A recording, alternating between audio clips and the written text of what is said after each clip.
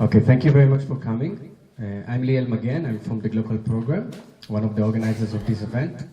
And I must say that we are excited to have you here, so thank you very much.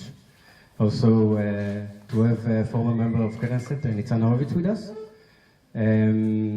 I must say that a few months ago when I thought about starting this magazine, I didn't know that we'll get such a diverse content, and also that we'll organize this event.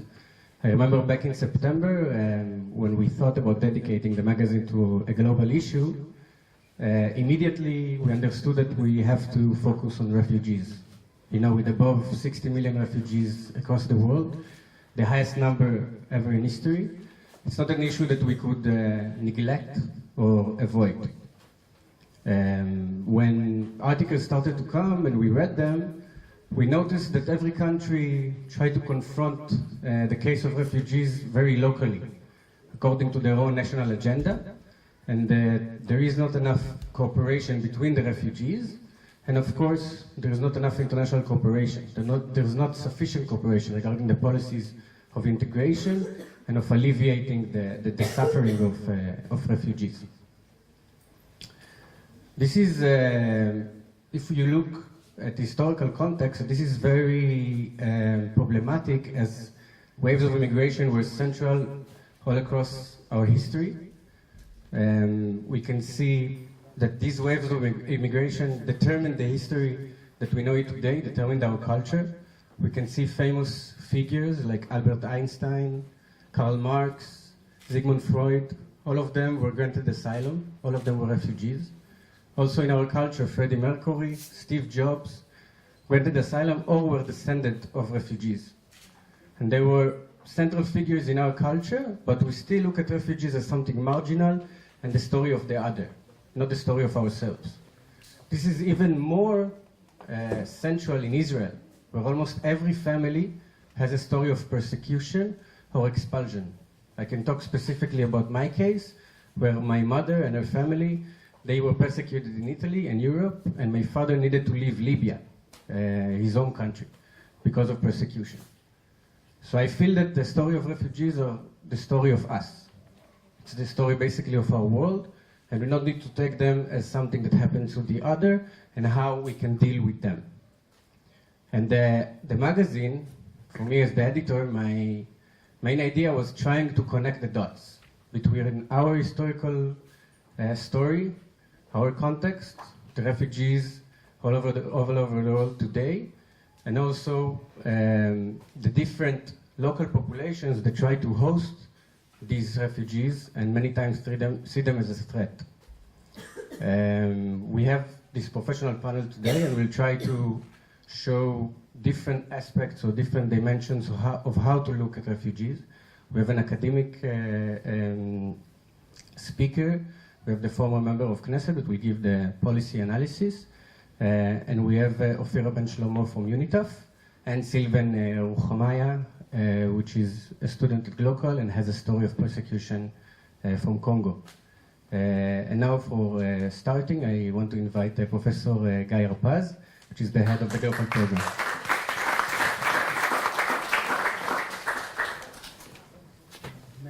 Use my voice without it? Or? As many as I can hear.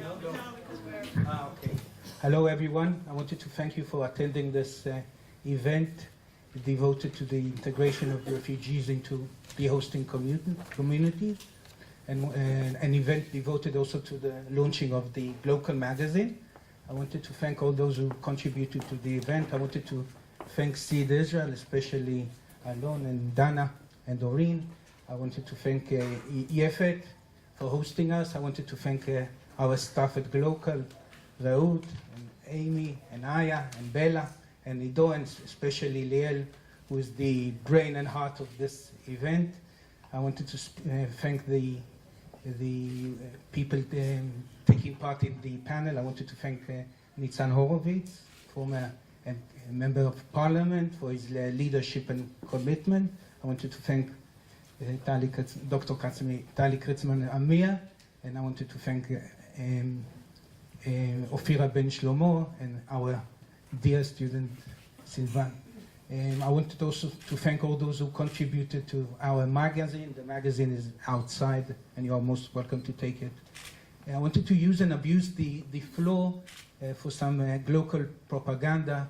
Global is the sole and best master degree in Israel devoted to international development and community development. It is a program offered by the Hebrew University. It's an international program taught in English. We have a very interesting and diverse body of students coming from numerous countries in the world, including both developed and developing countries. It's a program that is very much devoted on practicalities, and we purport to equip our students with real-life skills. And the program is run and taught by high quality and devoted staff.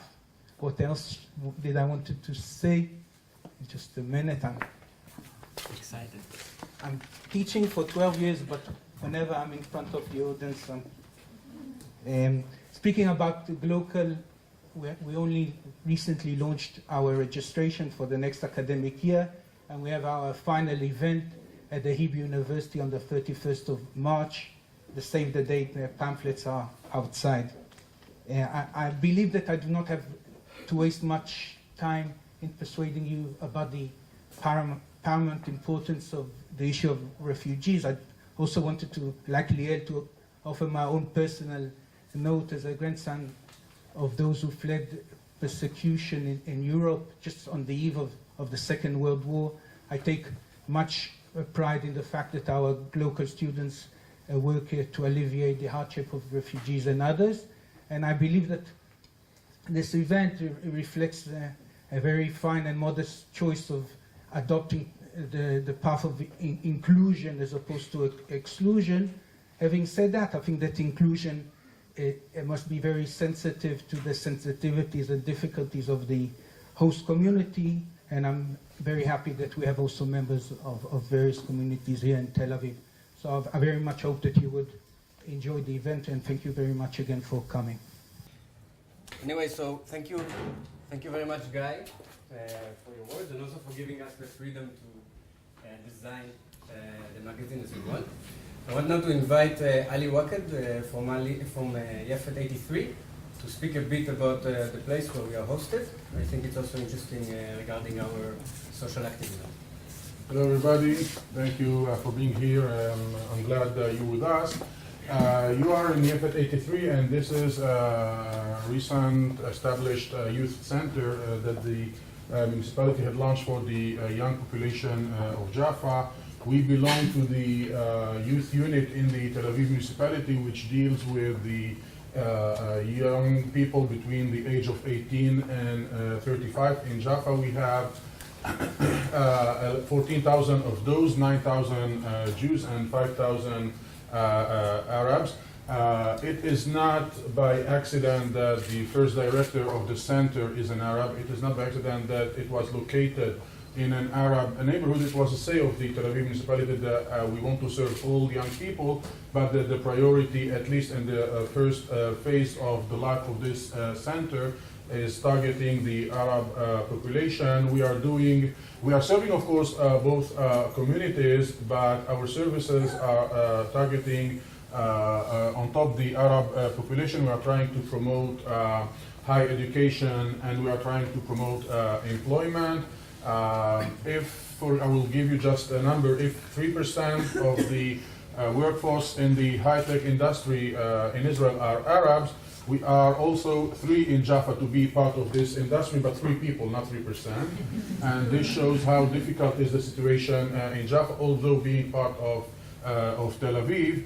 And we discovered that being part of Tel Aviv, it's not only something that is helpful, it is also a problem. The Arab population of Jaffa is seen by international funds, by local funds, by the government as part of the very rich Tel Aviv municipality, and this is why we have many difficulties sometimes to try to reach some partnerships with organizations that promote education and employment. So we are here 5 days a week from 9 to 9. giving the space as a platform for people who want to just come and sit and study and work, and for entrepreneurship initiatives. The Arab population come and consume and use what we give them as educational guidance, as work consulting, or courses that we are doing in English, in psychometric tests, etc.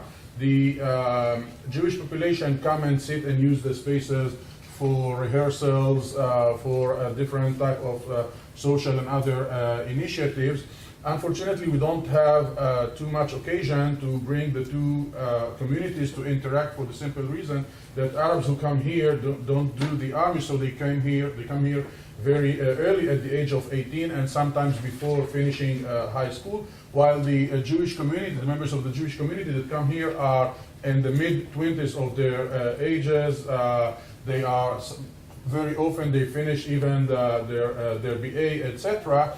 So the difference of ages, the difference of backgrounds is challenging us so much, because we have here Jews, we have here Arabs, but for the moment we are not succeeding to create even one common project for the favor of the community.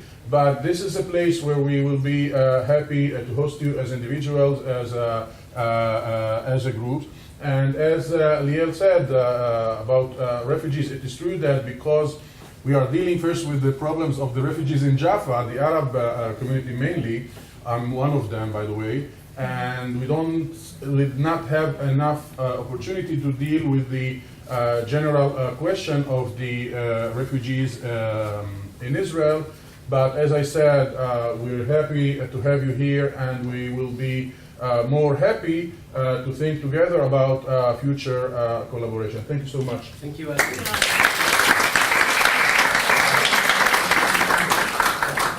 So, thank you, Ali, for your words and also for hosting us here. We are now ready to start with the panel. We'll present the speakers. Every speaker will have around 10 minutes, 15 minutes to speak.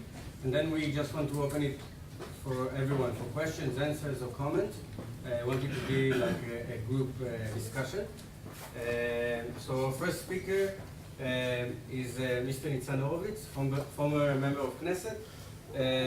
He was also prior to the service of the Knesset between 2009 and 2015. He was the foreign affairs commentator and head of international affairs at Channel 10. Over the last year, he became the head of the Public Council of SID Israel and a member of the board of the Israeli AIDS Task Force.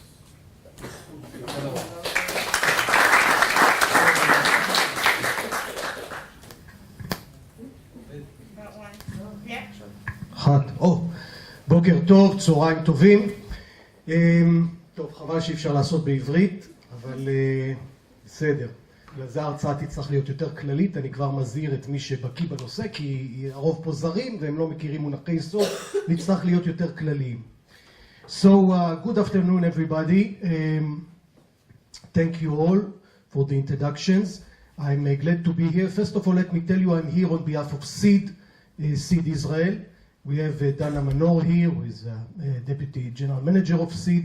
SID is an umbrella organization of Israeli organizations dealing with international development and assistance, and Global is one of the members of SID, and I'm really happy to be part of this important activity.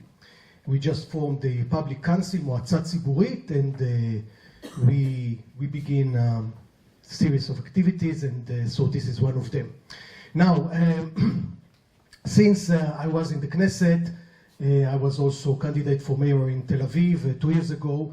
I was asked by the organizers to explain to you a sort of the official position on this matter, okay? So it's not entirely my position or my opinion, but in order for you to understand this position, since I'm not in government, I'm not the head of the government, we have a different kind of government and authority, and so if you want to understand the situation in Israel, you have to understand the official position and the official approach.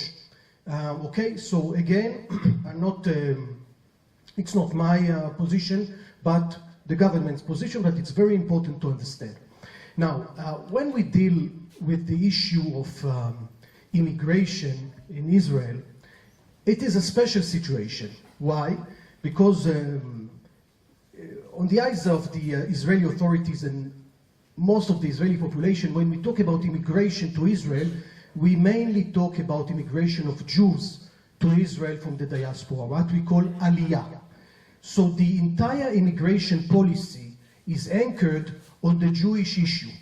Since Israel was formed as a nation for the Jewish people from all over the world, this was the Zionist project, headed by the Zionist World Organization, הסוכנות, ההסתדרות הציונית העולמית.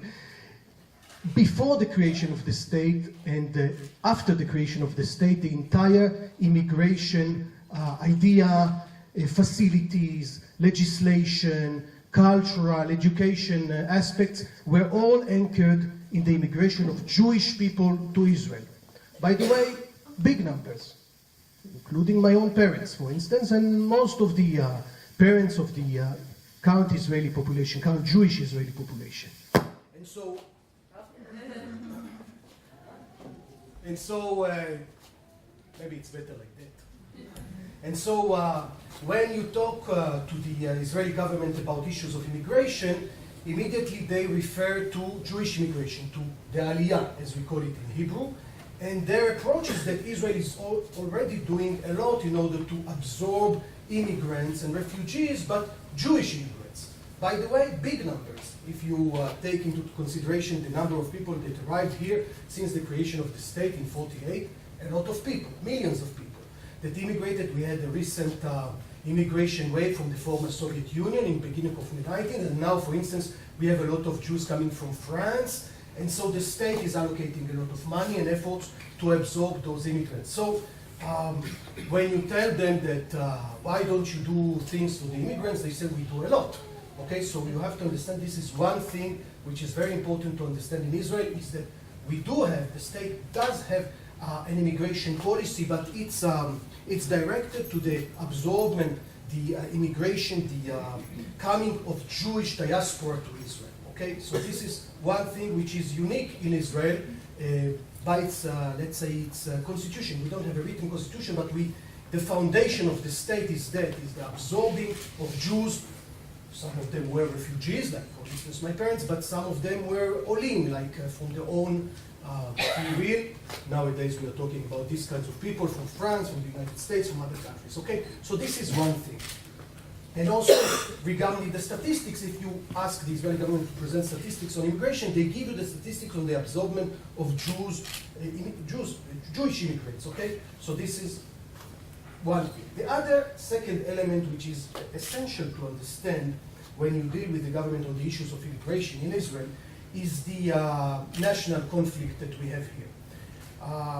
You know, we have a conflict, Israeli-Palestinian, Israeli-Arab, and the question of immigration gets into the conflict. We all, maybe you don't know, but in 1948, many tragic things happened. And we have a question of Palestinian refugees in the occupied territories, in the countries around Israel. And the entire thinking about allowing refugees to come to Israel is based on this conflict with the Palestinians. Meaning that all of the Israeli governments, and this is true for all the governments since the creation of the country, didn't want to allow refugees here because they were afraid that Palestinians will use this in order to come back and fulfill the right of return, okay, zchut hashiva. So this, and this is today also the obstacle for reforming the legislation. For instance, when I was in the Knesset, we were dealing with the infiltration, what we call infiltration law. The argument was, first of all, this law was originally enacted in the 50s in order to prevent the Palestinian refugees from coming back, okay, to their places. So you have to understand this. And now, when you talk to Israeli officials, Israeli ministers, that's their main concern, that if you recognize basis for refugees to come to Israel on all sorts of claims, then the first claim will be, of course, by Palestinians who have their maybe property here, some relatives here, they have their roots here maybe, etc., etc. So politically speaking, economically speaking, this thing cannot be, from the eyes of the Israeli government, cannot be put on the table because of the political implications. The way, let's say, some governments dealt with this in the last 20 years, let's say since the Oslo Accords, because it's related to our relations with the Palestinians, is the idea that once a Palestinian state is created under the two-state solution, then Palestinian refugees will be mainly allowed to go to the Palestinian state and not to Israel, and then Israel will be able to form a reasonable immigration policy, okay? Immigration policy which is not just directed to Jews coming Olim, not just preventing Palestinian refugees from coming, Zchut HaShiva, but will be based on some other modern elements of absorbment and integration. But since those two elements are always on the table, since, as you know, we don't have really a peace process with the Palestinians, and nothing happened on the peace track from a long time ago, we don't have a Palestinian state, we don't have any arrangement of getting some Palestinian refugees into the Palestinian areas, nothing. Then this whole question is always in an impasse, mavoisatu, always blocked. And all my efforts and other people to try to, even without big changes in the legislation, but try to improve the situation.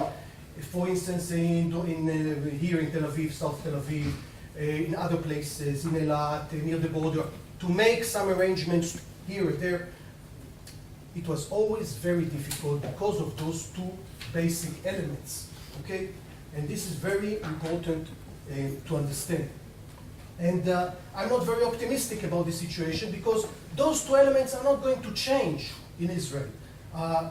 The government has on its first priority the absorption of Jewish immigrants, and on the other hand, preventing the Palestinians from taking advantage of all sorts of arrangements regarding refugees. This is a very sensible and very sensitive issue in Israeli history and in Israeli politics. This is almost a consensus in the Israeli public opinion of not allowing Palestinians back, and so I think one of the consequences is that we cannot make any advancement on the issues of other kinds of refugees, okay? Do you understand what I'm explaining? Because I told you, I didn't tell you in Hebrew, שאלות בסוף.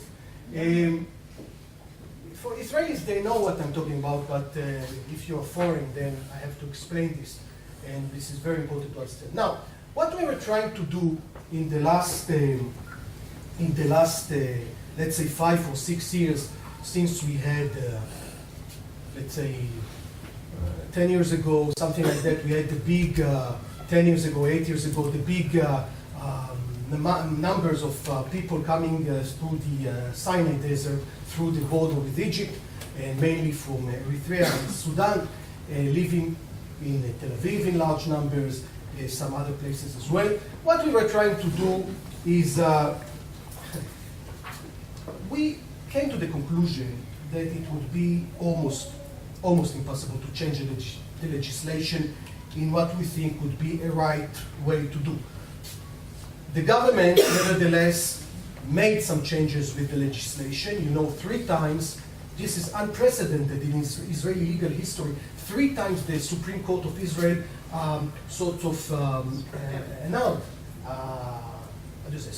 or abolished the government legislation, the Knesset legislation on mistanenim, on infiltrators. This is unprecedented, very much unexpected. It shows you the conflict that we have on this issue in terms of legislation.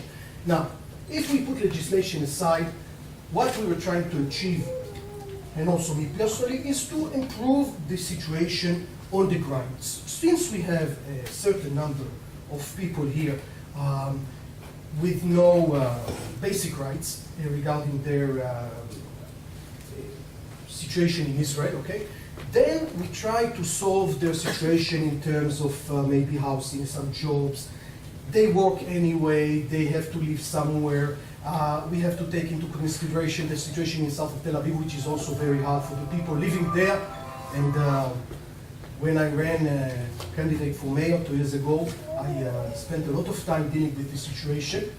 And my idea, I'm not going to give you a long lecture, my idea, taking into consideration the legal situation as it is, and I don't have the power, unfortunately I'm not in the government, my party is not in power. Power is right-wing in Israel, very conservative government.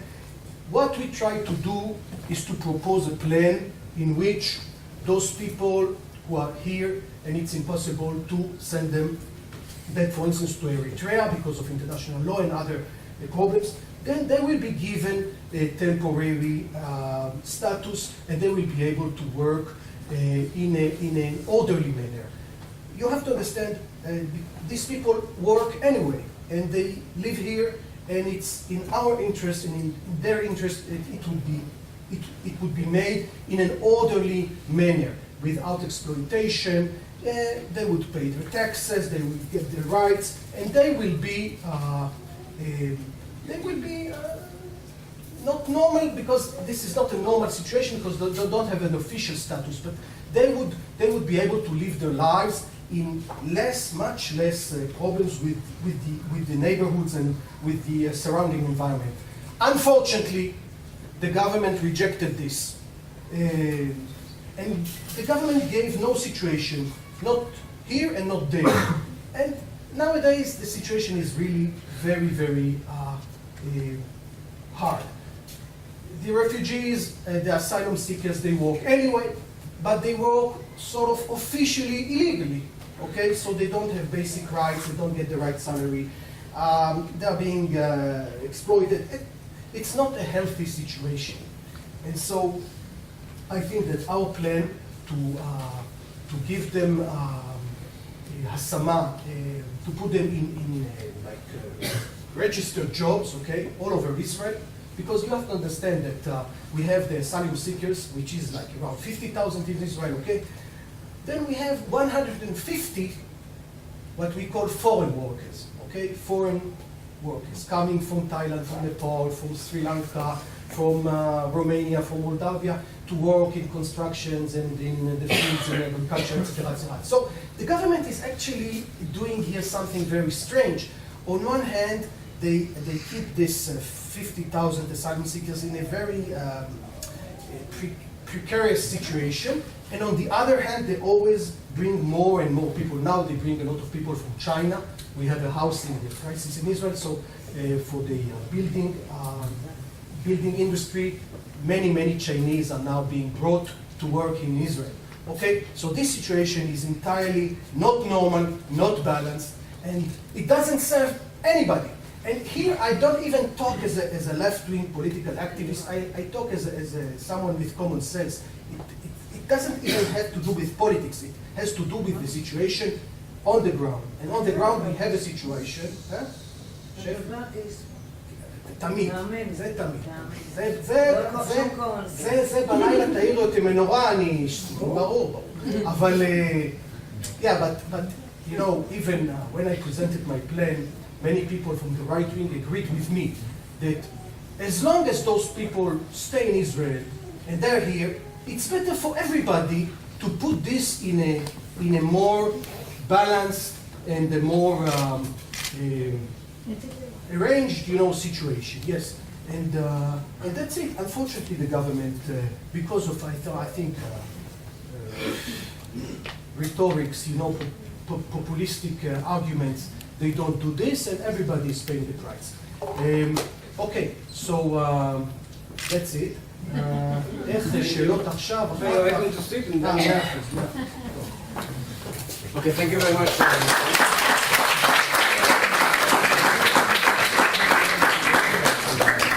Now I have a great pleasure to introduce you to Dr. Tali Kritzman Amir. She's a senior lecturer at the Academic Center of Law and Business in Ramat Gan. She's an expert in immigration law and international law, and editor of the book Levinsky Corner Asmara, Social and Legal Aspects of Policy Seekers in Israel.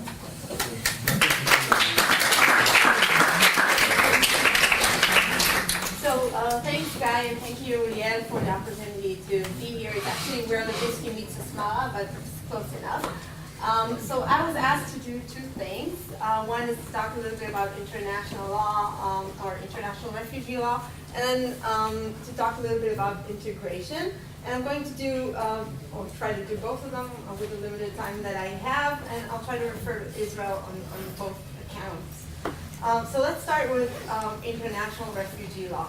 So Liam mentioned before that today we're in the middle of a crisis, and mentioned this figure of 60 million people that are currently on the move and are uprooted somehow. But only a small minority of these 60 million people are actually refugees. And I want to talk a little bit about what is actually a refugee. Now, if we want to understand this term, we have to look into a very important international law document, which is the International Convention relating to the status of refugees from 1951. It was drafted right after the Second World War. Back then, Israel was an active participant in the drafting of the convention. And what the convention does is actually two really important things. One is it defines who is a refugee. And then those defined as refugees, rights and protections. So let's talk a little bit about both of these. First of all, about the definition of refugee.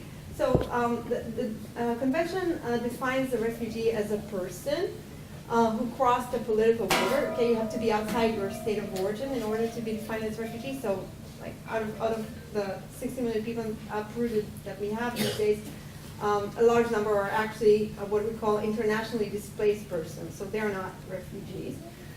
Okay, so the first component, we said a person outside their country of origin. Then we have the reason for being uprooted, which is a well-founded fear of being persecuted. And then the fear of persecution has to be related to 5 convention grounds, which are specified in the Convention relating to status of refugees, which are race, religion, nationality, political opinion, or membership in a particular social group. Okay, so only a limited part of the forced migrants in the world actually qualify as refugees. Not all the forced migrants fit into that definition. For example, people fleeing gender-based persecution are not completely covered in the definition, or people fleeing, discrimination based on disability or age are not completely covered by that definition.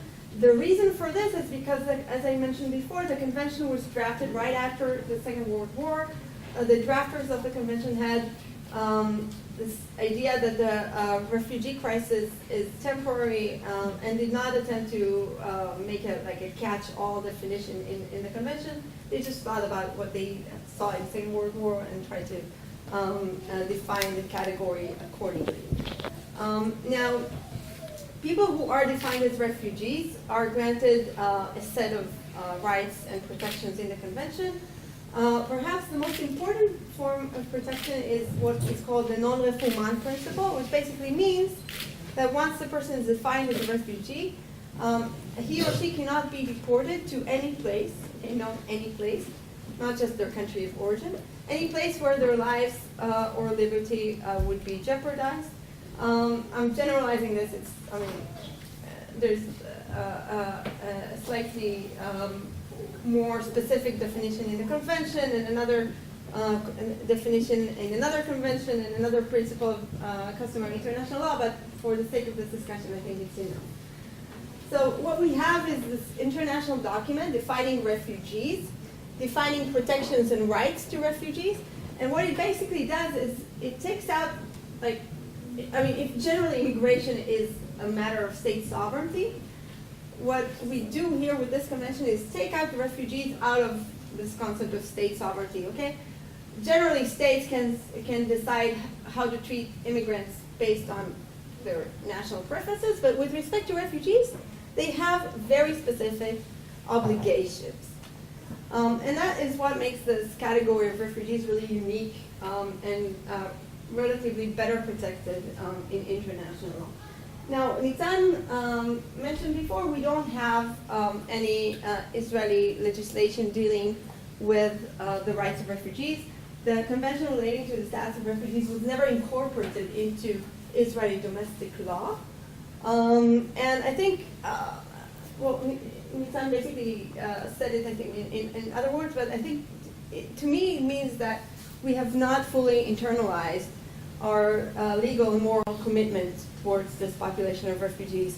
While back in the early 50s, we might have been more committed to this concept because, you know, it was our families that we were talking about back at that time. Now that we are a sovereign state and we have to sort of give back to the international community, we're reluctant to do that, and I think that's because we haven't internalized our moral duty towards this population. So that's a very short introduction to the concept of refugee in international law. I think we might want to get back to that a little bit later, but I think for the sake of this discussion, I will talk about the population that we have here in Israel as a population of refugees. Not because I think each and every one of them is a refugee, but I think that statistics around the world show that over 80% of the Eritrean population was recognized in Western countries as refugees, and about 70% of the Sudanese population was recognized as refugees in Western countries. So while not each and every one of the Eritreans and Sudanese is actually a refugee, I think it's fair to generalize and say that most of its population would qualify as refugees had their cases been examined carefully and according to common Western standards. So that's one aspect I was asked to talk about. The other aspect is integration. Now, generally speaking, I think it's fair to say that the discussion of integration of refugees in Israel is completely foreign to the policy discussions of refugees. What we actually see is systematic efforts of exclusion rather than efforts to integrate. And exclusion is like completely across the board in every aspect of the refugee's life that you can point to. Let me just, name a few of them. So we have social exclusion. Nitzan mentioned before the infiltration law. One of the forms of social inclusion was actually facilitated by the infiltration law as the government took refugees from the cities, put them in a very distant, what is called a staying facility, but it's actually, not just in my view, but also in the view of the High Court of Justice, something that is very similar to a detention center.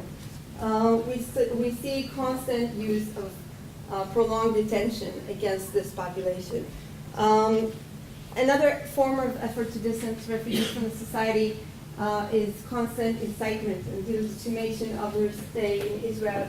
We see parliament members and even ministers talking about refugees using the words cancer, talking about how their lives should be made not worth living until they can be deported and so on.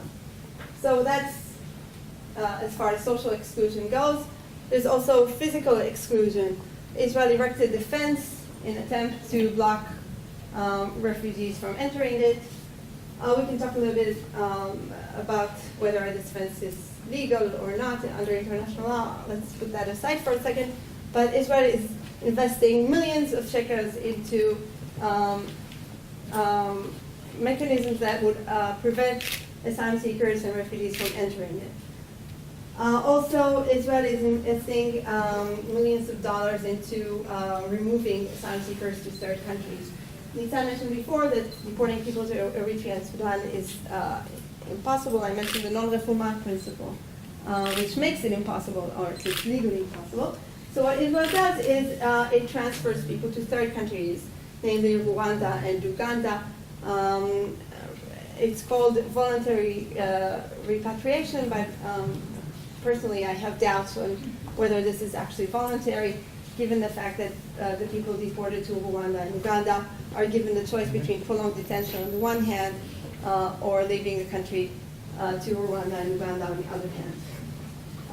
We also see economic exclusion. Okay, we see refugees employed in precarious jobs We see them working in what is called the triple D jobs, the difficult, dangerous, and dirty jobs.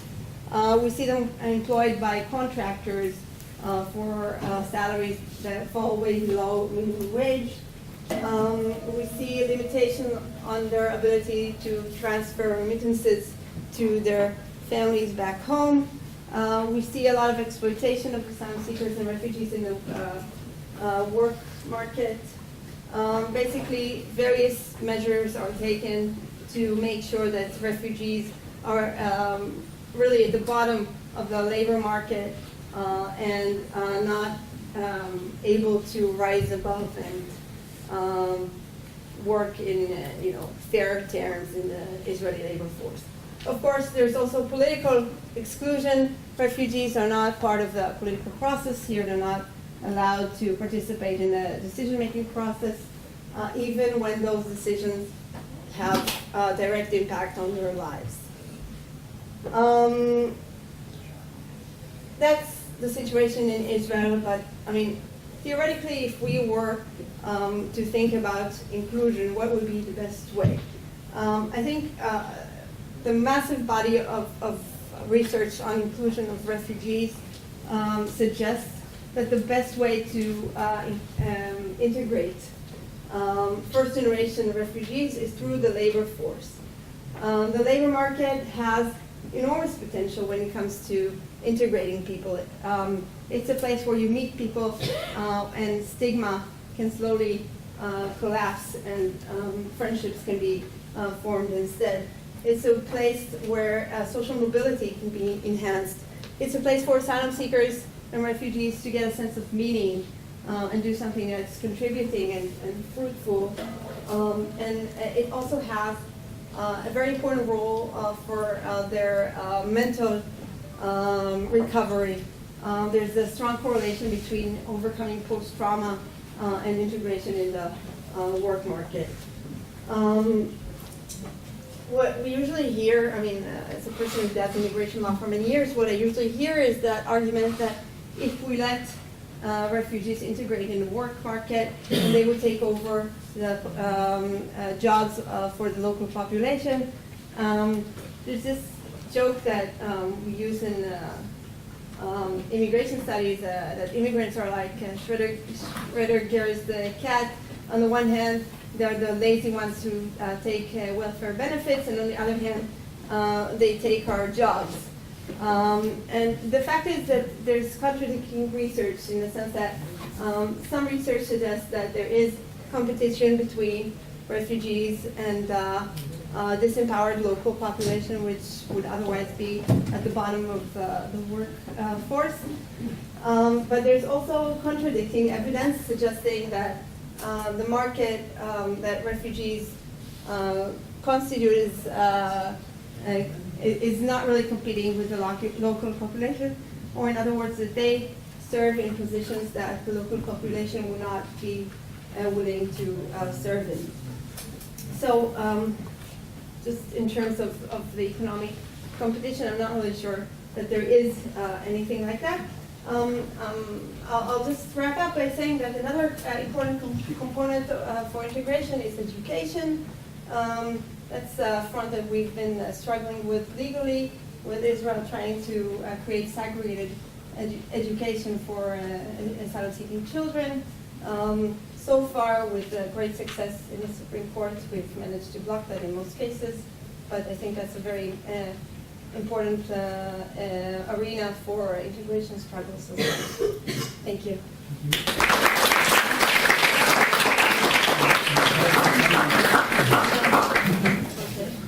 Thank you, Dr. Ifran Amir. Now I have a great honor to introduce Silvan Ruhamaya. Silvan was born in the Democratic Republic of Congo. After finishing his BA in law, he had to leave this country because of his activism, human rights activism. Over the last year, he has been studying at the global program and just came back a month ago from his internship in Kenya, working with the poor population. Thank you.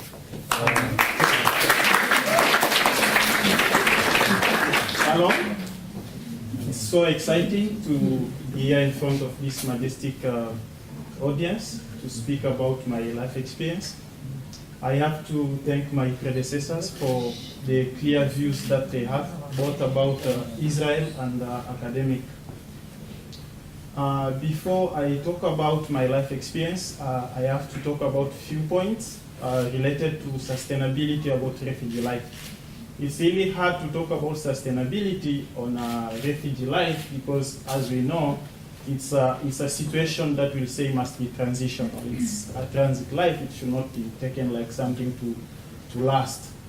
And I remember the previous predecessor said about exclusion. I want to add something about spatial exclusion related to space.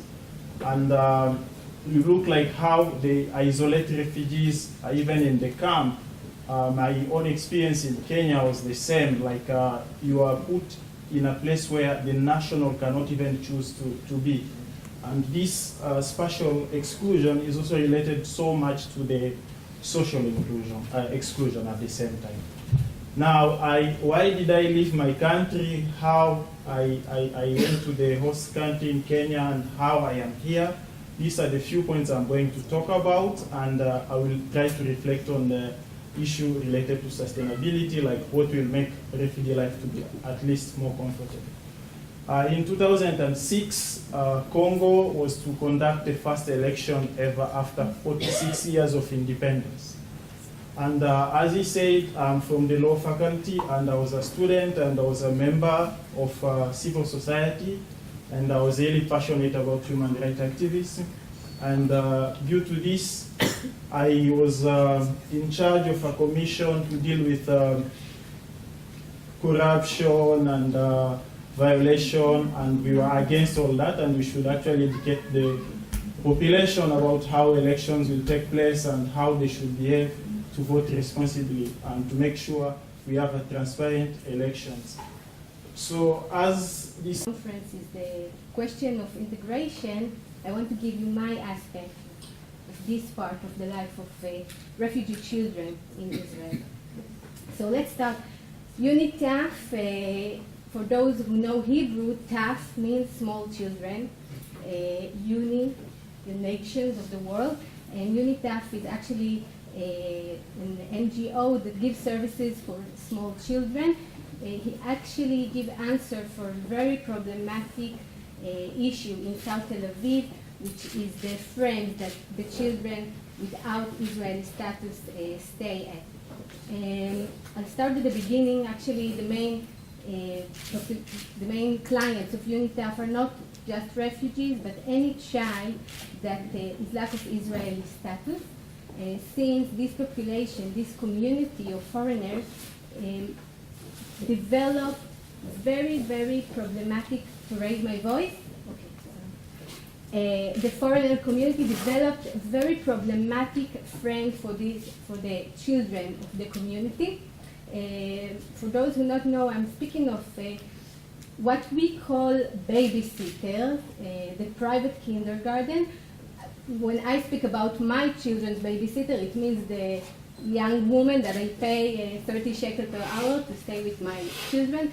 This is not the same. The meaning of babysitter is a woman that takes into her house one of the apartments in South Tel Aviv, children of other families, and take care of them until while the parents are going to work. The thing is that since this woman herself is a foreigner that never grew up in a Western kindergarten, and she never went to learn what is the meaning of being a kindergarten teacher, she doesn't know how to treat children in Western countries such as Israel. And these women, in order to provide themselves with their work, they take many children to their homes. I mean about 20 to 30 children for one woman from the ages of birth till 3 years old. And alone, she needs to take care of them while the parents go to work. The parents who are foreigners themselves or asylum seekers mainly busy surviving, providing a livelihood to their families, and do not have the awareness on what their children are going through in these places. Now, don't get me wrong. No parent and no kindergarten teacher want to do bad for the children. The whole issue is lack of awareness on how we Western people take care of our children, because when the Filipino lady, for example, come and put her child in this babysitter, she see me, the Israeli woman, come and put my child in the nursery, in the mishpachton, as we say, and she doesn't know what happened behind these walls. She doesn't know what our children are going through and what her child need to get. Now, I'll just give you a few examples of the meaning of that. It means that if we, Western people, develop, baby talk, how you speak to your child every day from morning until he goes to sleep. Baby talk is a term that does not exist in African countries or in Filipino countries, because back home, the African woman takes her child all day on her back. She doesn't speak to him. She speaks to her friends, she speaks to her neighbors, and he hears her speak all day. He hears her words. Here in Israel, we don't carry our babies to work. We do not do that. So we develop a whole system that we speak to them, we sing to them, we put a radio, they hear music all the time. Now, the meaning of that is that if you go to a babysitter in South Tel Aviv, you will hear nothing. It will be silent. The woman that takes care of them just sit there at the corner. She doesn't understand, she doesn't know that she has a very important role in the interaction and in the growth of these children. Now, this is just one small example. You can imagine that it affects every part of these children's life. And what we see is that children that are raised in babysitters develop severe problems, severe developmental problems, what we call, I don't know how to translate it, פיגור סביבתי, please? Retardation. Come again? Environmental retardation. Environmental retardation. It's not that these children are have less intelligence. It's not that they are less developed, but the environment affect on the way they develop. Of course, we see these effects in the Israeli education system. Since in Israel, every child is entitled to education, and it starts 3 years old when they enter the municipality kindergarten, and then, of course, they come with this huge gap from the first 3 years of their life, which what we know are the most crucial years in the development of a person. And at that point, UNITAF comes in. UNITAF is an innovation of Tel Aviv municipality who tried to create an alternative to this situation. And the main idea and the main understand was that what we lack is the part of the regulation, the part of inspecting. And I'll explain. Even Israeli children doesn't have any friends until 3 years old. This whole part of life is under the responsibility of Ministry of Economic. Okay, why? Because the understanding of the Israeli government is that small babies are the problem of the mother that need to go to work, and not an issue of education or welfare. That's the way these things developed in Israel. So even Israeli children have no system. We have private kindergartens, no one supervises them. Every corner, someone can open nursery or kindergarten, and no one even go to see. But the main difference is that the regulation is being done by the parents, but by us. If my child will not get a 4 o'clock apple, immediately I will come to the teacher and tell her what happened, why didn't you give them fruit, the Israeli parents are very, very powerful regulators. We also pay a lot of money for this service, so we think that we're entitled for a proper product. It's not the same with the foreigner community, with the refugee community. The parents of this community are not aware for what the children need and what they can demand from the teachers, so they're not doing this regulation. And this is where we come in. What we put inside the frames of UNITAF is the regulation. We take a woman that used to have a babysitter of her own, and we give her the facility, but we demand her to stand in the criteria and the regulation that we create. It means that she needs to have the number of children with a caregiver. She cannot reach above 10 children with one caregiver. It means that she needs to give them food according to the menu that we give her. Every frame has an Israeli social worker that works with these women, the foreigner women, and together we create better services for the children. How much time? 2 minutes. So in short, the issue of integration, I honestly think that there's no integration with the Israeli community, especially not in these ages. The gaps of culture and the needs of the children are very, very different, and that is the reason why we UNITAF decided that we give the services only for these children, the foreigner children, since we understand that their needs are greater than the need of Israeli children, even if they come with a social disadvantage. But what happens eventually is that, as I said, these children, 3 years old, they will go to the Israeli education system. And then, whether we like it or not, they will be integrated into the Israeli system. And what happens is that then the kindergarten teachers refer them, the Israeli kindergarten teachers, refer them to special needs education. And they refer them to psychologists and to many, many other professionals that Israel do supply. And it costs much, much more than creating better alternatives in the early childhood. And I'll tell you more than that, the damage is already done. What happens to a child until the first year of his life cannot be returned.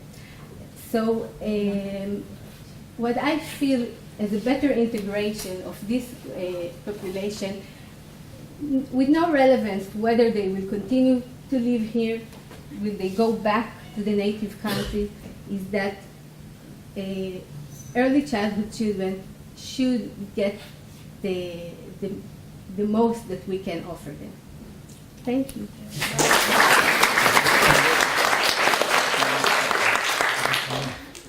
Thank you very much.